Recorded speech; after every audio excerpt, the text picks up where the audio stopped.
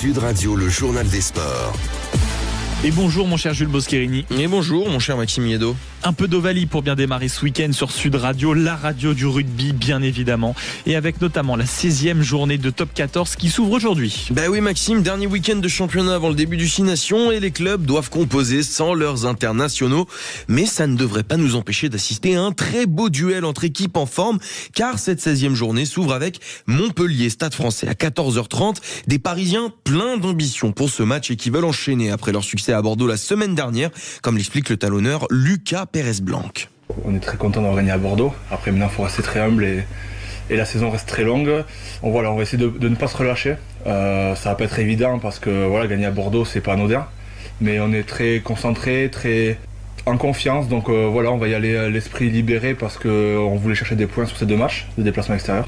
Et puis on va se jauger face à une équipe qui est très en forme. Donc ça va être un gros match qui nous attend. Un match à suivre avec toute l'équipe de rugby de Sud Radio, la radio du rugby. Et puis à 16h30, vous en avez l'habitude, le multiplex et ses 4 matchs. Castres reçoit Clermont, Perpignan se déplace au Racing, Montauban accueille l'UBB et La Rochelle sera opposé à Lyon. Et puis si vous voulez passer un bon samedi soir, restez branchés sur Sud Radio ce soir pour ce très alléchant Stade Toulousain Aviron Bayonnais à 21h. Un match attendu par des Toulousains et l'entraîneur des avants, Jean Bouillou, bien content de les affronter en période de doublon.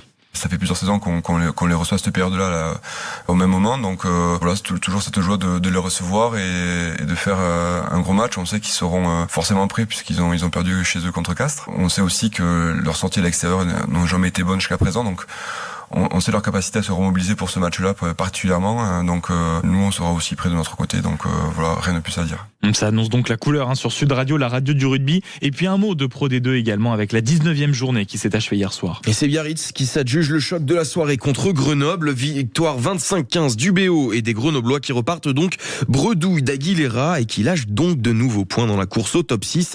Mais Jeff Dubois, le manager du FCG, veut encore croire à la qualification en play-off. Repartir sans points, c'est décevant. Ouais. Moi, j'attends que le déclic se produise. Il va rester 11 matchs.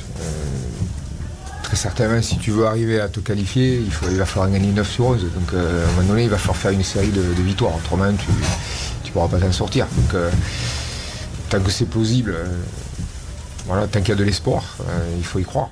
Et dans les autres rencontres de la soirée, on notera les 2 larges succès, celui de Colomiers 42-0 contre Angoulême et d'Agen-sur-Nevers 53-7. Et 42-0, ça commence à être pas mal. On passe au football avec la 20e journée de Ligue 1 qui s'est ouverte hier soir et le RC Lens qui reprend provisoirement le fauteuil de leader après son succès face au Havre. Et ils peuvent faire la fête, les supporters lensois, après ce succès 1-0 face au HAC et l'unique but de la rencontre est pour le latéral Ruben Aguilar. Un but made in piston à 100%. Udol pour la passe, Aguilar pour le but. On va le revivre avec les commentaires de nos confrères de Ligue 1+. Avant ça, avec Udol, le centre d'Udol. Quel ballon! Une nouvelle fois de Mathieu Udol. Le piston gauche pour le piston droit. À l'opposé, Ruben Aguilar qui vient fermer au second poteau. Et de quelle manière! Lens reprend donc sa marche en avant après son faux pas de la semaine passée. Et vous l'avez dit Maxime, provisoirement la tête du championnat en attendant le match du PSG demain soir. Mais aujourd'hui, 3 matchs au programme.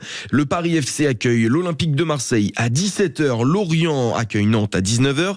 Et Rennes se déplace sur la pelouse de Monaco à 21h05. Et puis un mot de tennis, mon cher Jules, qui plus est du tennis féminin. Et oui, finale dame de l'Open d'Australie à partir de 9h30 aujourd'hui entre Aryna Sabalenka, la numéro 1 mondiale, qui affronte l'Ukrainienne Elena Rybakina. C'est la 4e finale consécutive pour Aryna Sabalenka qui va tenter de décrocher un 3e sacre en Australie. Et il y a de belles images si on s'intéresse au tennis depuis quelques heures, notamment je crois avec un massacre sur un terrain signé Novak Djokovic.